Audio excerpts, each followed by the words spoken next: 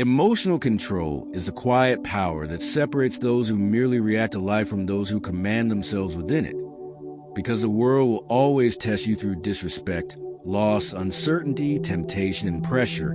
Yet the true battle is never outside, but always within a mind where interpretations are formed. And most people lose not because events are unbearable, but because their emotional responses are unmanaged, automatic, and unconscious, which is why emotional control begins with the recognition that emotions are signals, not orders. And feeling something does not mean you must act on it, because between what happens and how you respond exists a moment of choice. And that moment, though small, is where freedom lives. And the Stoics understood this deeply when they taught that it is not things themselves that disturb us, but our judgment about those things. Meaning pain is often optional, while discipline is always available. And when you realize that no one can force an emotion into you without your cooperation, you begin to reclaim authority over your inner state. Emotional control does not mean becoming cold, indifferent, or disconnected from humanity, but rather becoming selective with where you invest emotional energy, because energy wasted on outrage, resentment, jealousy, or fear rarely improves outcomes and often damages clarity. And clarity is a foundation of good decisions. So the first discipline of emotional mastery is awareness. Noticing what you feel without becoming it. Observing anger without feeding it. Acknowledging fear without obeying it. Recognizing sadness without drowning in it. Because emotions grow stronger when you identify with them completely, but weaken when you view them as temporary mental, whether passing through consciousness. Most emotional suffering is prolonged not by events, but by mental repetition. By replaying conversations, imagining insults, predicting betrayals, and rehearsing arguments that may never happen. And this mental looping trains the nervous system to remain in stress mode, which is why emotional control requires mental restraint, the ability to interrupt destructive thought cycles and redirect attention to what is useful, productive, or within your control, because attention is a currency of emotion, and what you repeatedly focus on gains power over you. Another critical pillar of emotional control is acceptance, not passive resignation, but clear-eyed acknowledgement of reality as it is rather than how you wish it to be. Because resistance to reality creates frustration, and frustration fuels emotional volatility, while acceptance dissolves unnecessary conflict and allows strategic action, meaning when you accept that people may misunderstand you, disrespect you, or disappoint you, you stop being emotionally shocked when it happens and instead respond with composure and foresight, understanding that other people's behavior is shaped by their conditioning, fears and limitations, not your worth. And when you stop taking everything personally, you free yourself from emotional captivity. Emotional control also demands humility, because ego is a hidden trigger behind most emotional reactions. And when the ego feels threatened, it demands immediate defense through anger, justification, or retaliation. Yet disciplined individuals shrink the ego and expand perspective, recognizing that silence often protects dignity better than argument and walking. Away often demonstrates strength more clearly than confrontation, because proving a point is rarely worth sacrificing peace. Patience is another cornerstone of emotional mastery, because impatience amplifies emotion and clouds judgment, while patience allows emotions to settle and wisdom to surface. And when you delay a response, you gain leverage over situations that would otherwise control you, understanding that time is an ally of reason and an enemy of impulse. Emotional control also requires boundaries, because without boundaries, emotional exhaustion is inevitable, and engaging with toxic individuals, constant negativity, or unnecessary conflict drains inner resources. So disciplined people choose their battles carefully, withdraw attention from provocation, and protect their mental space without guilt, knowing that not every invitation to react deserves acceptance. One of the most powerful techniques of emotional regulation is reframing, the ability to reinterpret situations in ways that reduce emotional harm while preserving truth, because failure can be reframed as feedback, rejection as redirection, criticism as information, and delay as preparation. And when you consistently reframe challenges as opportunities for growth rather than threats to identity, emotional resilience naturally strengthens. Emotional control is also deeply connected to physical discipline because an exhausted body weakens emotional resistance, making reactions more intense and less manageable. So sleep, movement, breathing, and nutrition are not luxuries but tools of emotional stability. And ignoring the body while seeking mental control is a flawed strategy because the nervous system responds to physical states as much as mental ones. Reflection is another essential practice because emotional mastery is refined through review by examining your reactions without self-condemnation, identifying patterns, and adjusting responses over time. Understanding that mastery is built through consistency rather than perfection, and each moment of restraint strengthens the next. Compassion, often misunderstood as softness, is actually a form of emotional strength because responding to hostility with calm understanding rather than retaliation protects inner peace and disarms conflict, not because others deserve it, but because you refuse to let bitterness poison your mind.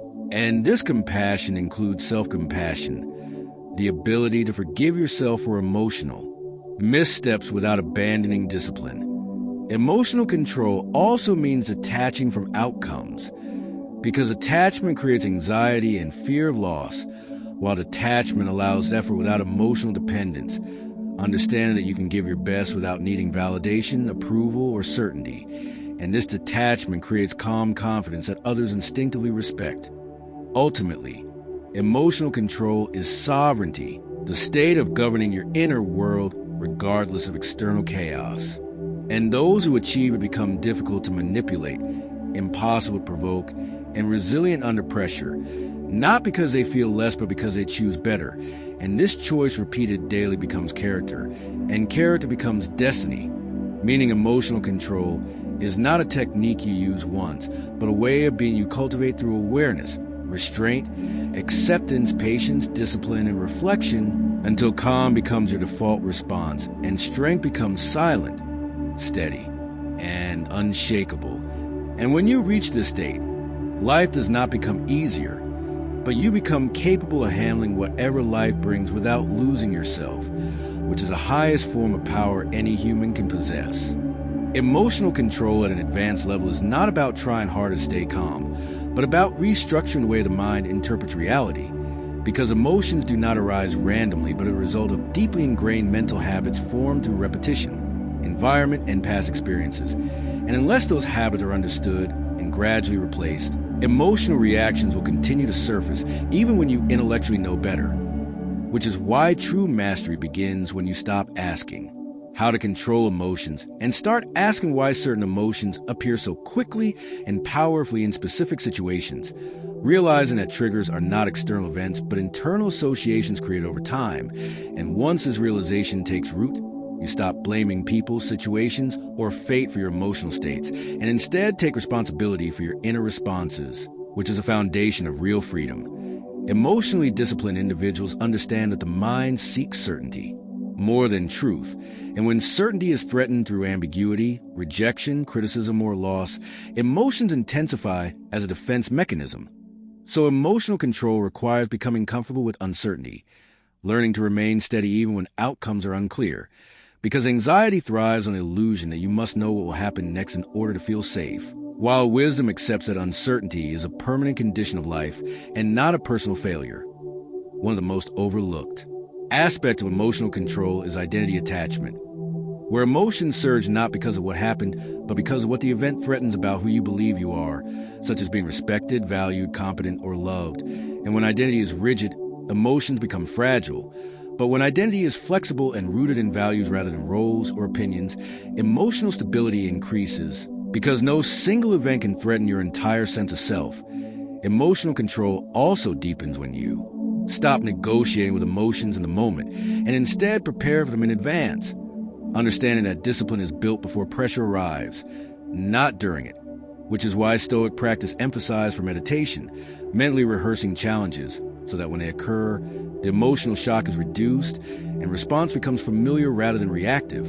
Another advanced layer is learning emotional non-reactivity, which does not mean emotional numbness, but the ability to experience emotion without expressing it impulsively, recognizing that expression is a choice, not an obligation, and that restraint often preserves power, reputation, and clarity far more effectively than emotional release, because once emotion escapes unfiltered into words or actions, control is lost and consequences follow, often long after the emotion has faded. Emotional control also requires understanding the difference between discomfort and danger, because the nervous system often reacts to discomfort as if it were a threat, triggering defensive emotions such as anger, fear, or avoidance. But emotionally mature individuals learn to tolerate discomfort without dramatizing it, allowing growth, learning, and progress to occur without emotional sabotage. Another critical principle is emotional detachment from outcomes, because attachment creates fear of loss, and fear amplifies emotional reactions, whereas detachment allows effort without anxiety, commitment without desperation, and ambition without emotional volatility, meaning you can pursue goals intensely while remaining calm regardless of success or failure, understanding that your worth is not measured by results but by effort and integrity. Emotional control also strengthens through deliberate reduction of mental noise, because constant stimulation, comparison, and information overload fragment attention and weaken emotional regulation. So periods of silence, solitude, and reflection are not luxuries but necessities for emotional stability, allowing the mind to reset and regain coherence. As mastery progresses, you begin to recognize emotional patterns in others without absorbing them, understanding that people often project their inner chaos outward, and emotionally controlled individuals refuse to mirror that chaos, responding instead with neutrality, boundaries, or distance, knowing that emotional contagion is real, and that protecting your emotional state sometimes requires limiting exposure rather than engaging in endless explanation or defense.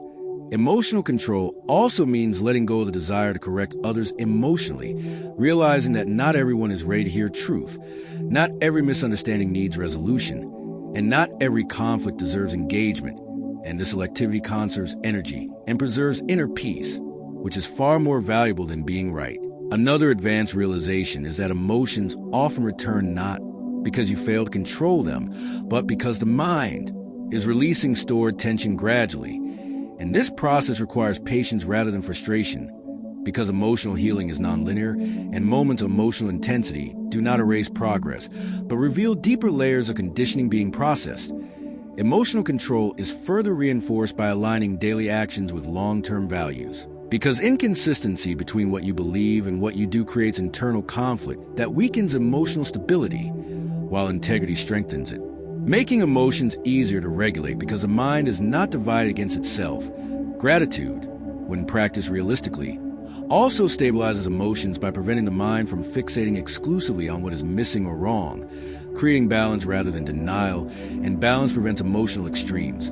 Ultimately, emotional control matures into emotional independence, where your inner state is no longer dictated by praise or criticism, success or failure, approval or rejection, because peace becomes internally generated rather than externally negotiated. And this independence creates a quiet authority that others feel without being able to explain, because emotional steadiness communicates strength without words.